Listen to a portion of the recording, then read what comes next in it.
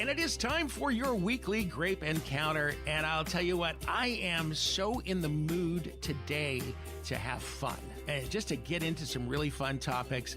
And the subject that we're going to start with today, I don't even know if it's a subject. He's a subject, really.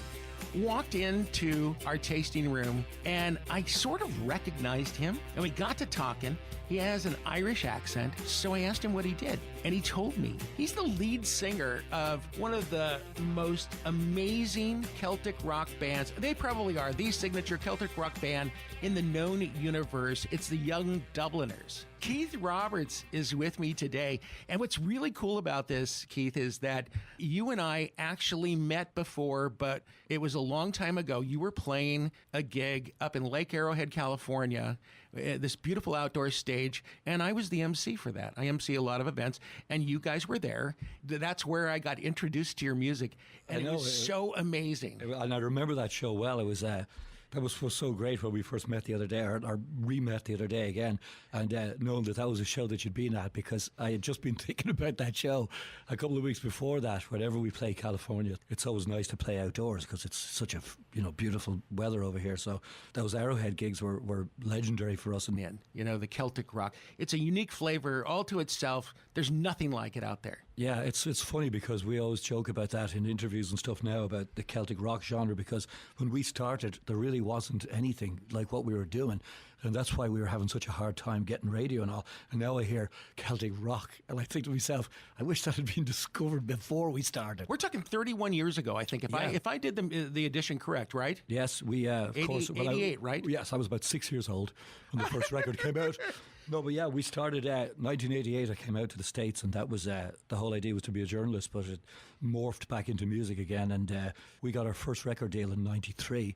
I had just bought a pub in Santa Monica. My idea was going to be just to own a bar and be the band that played on Saturday nights. And next thing you know, we weren't even looking for all the bands that played at our pub were all putting demos out and trying to get record deals. We weren't doing any of that. We were just having a laugh every Saturday night. You decided to buy a bar so that you would always have gigs. That was it. And I mean, it was so terrible because I'd be on stage and one of my staff would come up to me and say, the women's bathroom is plugged up, and I'm like, I'm doing a gig right now. Is there nobody else can do that?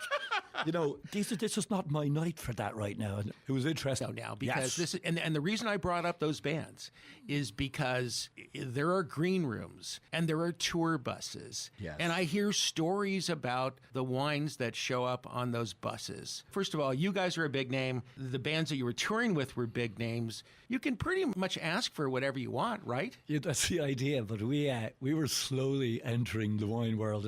It's funny because now in our rider there's 4 bottles of wine. And what are the 4 bottles of wine? We don't specify. We tell them that we would prefer it if they could at least have them be more than $15 retail.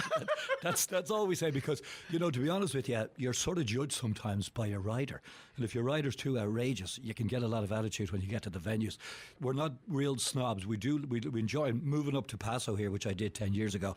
Let me interrupt because I want to explain that you are now my neighbor. You're in the Paso Robles wine region. Absolutely. We've got 400 plus wineries here, wine labels here, and it's just wine heaven. And the truth is, I had no idea when I moved up here. It was all about my kid going to school somewhere. Lived in LA for years and it was getting mad down there. And so we started looking at a place we wanted to live. Nobody believes me because they immediately think Irish person. They go, oh, you moved there because of the wine, the alcohol. I said, no, to be honest with you, I had no idea about that. So it was a huge discovery that this existed up here, and it's been phenomenal. I mean, it's become now my favourite. Do the Irish like wine? Do they drink wine? They drink a lot of wine. They do. And the funny thing in Ireland was you go to a wine store in Ireland and you'll see quite a small California section, which blew me away. A lot of Spanish wines, a lot of French wines, a lot of European wines in general, and then a lot of Australian wines, Chilean wines, Argentinian wines. And so I said to a few people, why is your California wine section so small? It hasn't taken off like it has over here. And something we talked about how many people can come to, especially from Ireland, will visit here, and they'll be real skeptical of California wines, and they usually end up being converted. Hey, we're talking to Keith Roberts. He is the lead singer for the Young Dubliners. We